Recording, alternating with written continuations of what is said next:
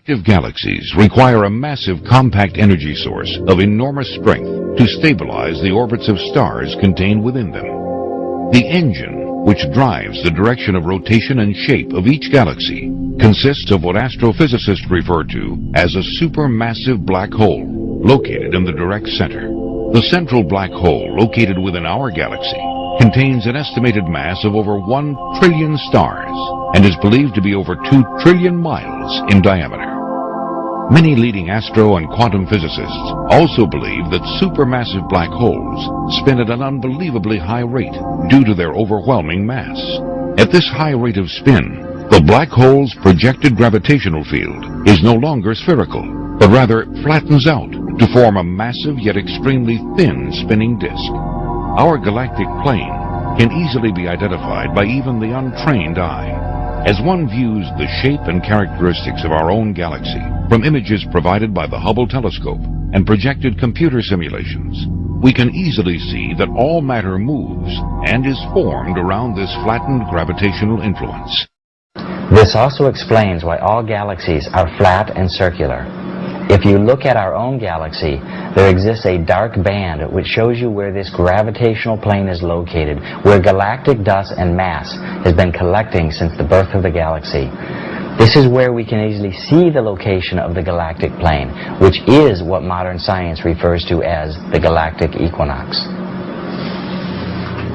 But what does this have to do with humanity's future? In the Milky Way, which is an active galaxy, our solar system cyclically moves above and below this galactic plane.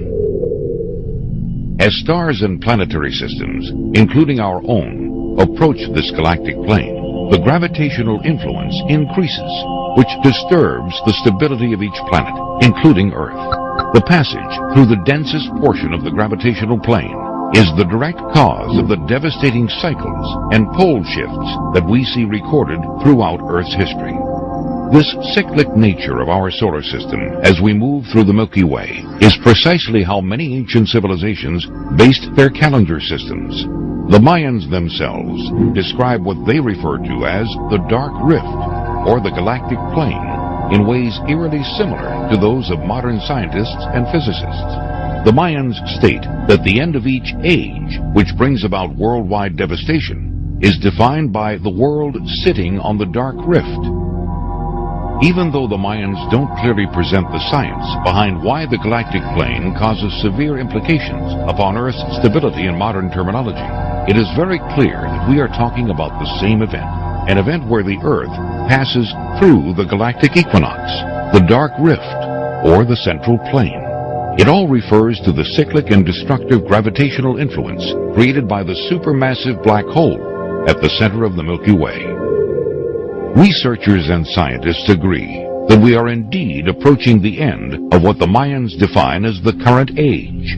Even though many science groups are still debating the full implications of what passing through the galactic plane will have upon Earth, we have already begun to see the early stages that the increased gravitational influence is having upon our world and other planets in the solar system. As we approach the gravitational plane, we will continue to experience severe weather and ecological effects such as earthquakes, tsunamis, hurricanes, and volcanic activity with increased frequency and intensity. As we penetrate the densest portion of the galactic plane and experience the full gravitational effects, we may witness unprecedented solar flares, unexpected meteor showers, and one or more geographical pole shifts. Subsequently, unexpected celestial objects may pass through the solar system as they too are influenced by the gravitational plane. This may account for the ancient records describing several past worldwide catastrophes accompanied by passing bodies, comets, or what some researchers today refer to as Planet X.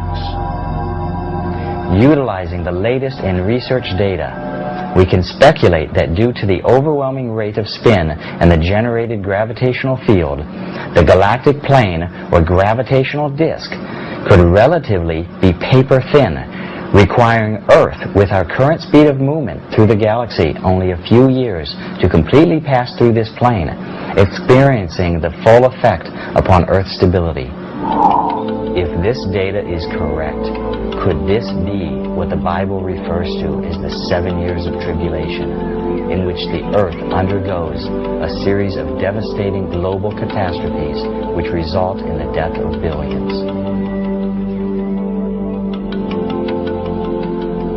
Well, one thing is for sure. The ancients endured several worldwide catastrophes that all but erased their civilizations from the face of the earth. Their clues, structural remains, and records have attempted to warn us and prepare us for the reoccurrence of this cyclic event. Warnings that so far humanity has ignored. Though modern researchers have a general time frame, we are still unable to pinpoint the exact year in which we will begin passing through the galactic plane.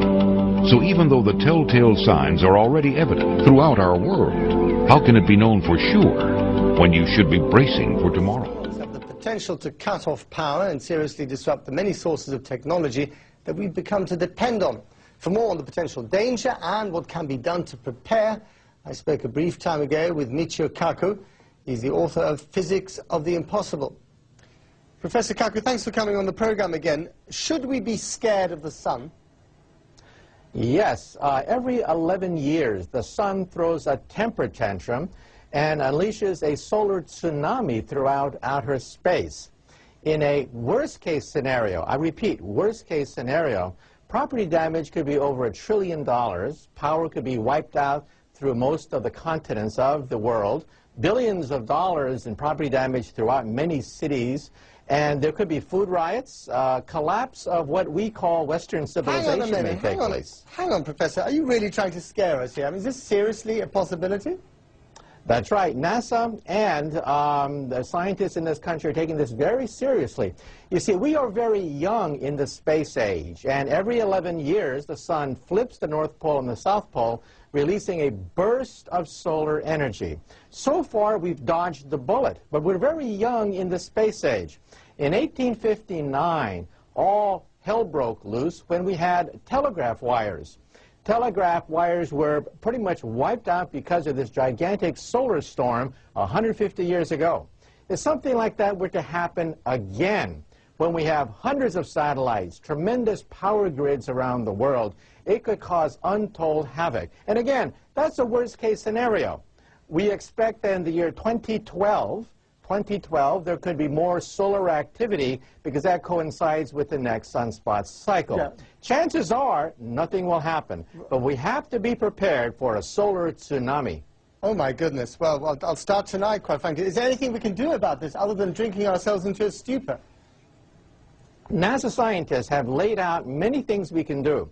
First of all, we should start to have backup systems, and our power grid should be reinforced to handle outages from outer space. In 1989, power in Canada was partially disrupted because of a solar storm that took place.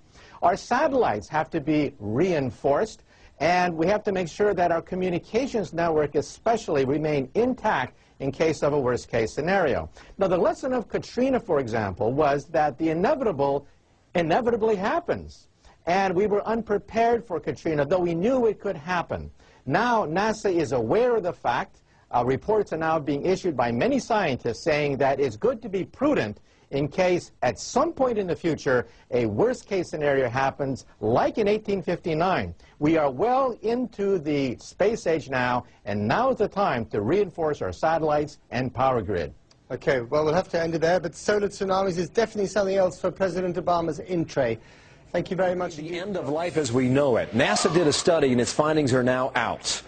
We're not talking about global warming. A brand new government study on the very real destructive threat of solar storms. Check it out. The surface of the sun, a roiling mass of plasma and charged high-energy particles. As we move to the launch pad, we can show exactly what we mean, escaping the surface of the sun and traveling through space to areas down here on Earth. Now, this giant fireball, if that ball hit the Earth and its magnetic shield, it would be devastating. I want to show you New York City at night. Times Square, drove through here at 8 o'clock last night. Streets are empty, but the electric power grid would be wiped out by the current.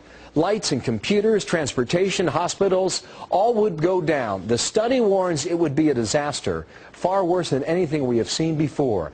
The menace of these sunstorms poses a bigger threat to more high-tech and advanced countries like the U.S. Everything from our sewage systems to our Wall Street banks operate with our power grid. And a game-changing solar storm that could hit at any time. So how worried should we be? Sounds like we should be. Michio Kaku is an astrophysicist and author of The Physics of the Impossible. Sir, good morning to you. Welcome back here. Glad to be on your show. Now, what I'm reading here scares me to death. Should I be that way? That's right. We're talking about a potential Katrina from outer space. Katrina caused about $100 billion in property damage. And unless we begin to make efforts now to reinforce our satellites and power grid, we could have something maybe 10 times bigger than Katrina, because we're talking about the loss of all electricity and all satellite activity. We'd be thrown 100 years back into the past. Michio, has this happened before? In 1859, we had a humongous storm that wiped out telegraph poles, and we tried to then estimate what kind of power could do that. And we now realize that we are very young in the space age. If something like the 1859 storm hit again, it would literally paralyze all the United States, not just for a day or an hour, but for months to years. Transformers would short circuit and burn out. Satellites would be fried to a crisp. And the sun, however, has these storms every 11 years. Every 11 years, the magnetic field flips.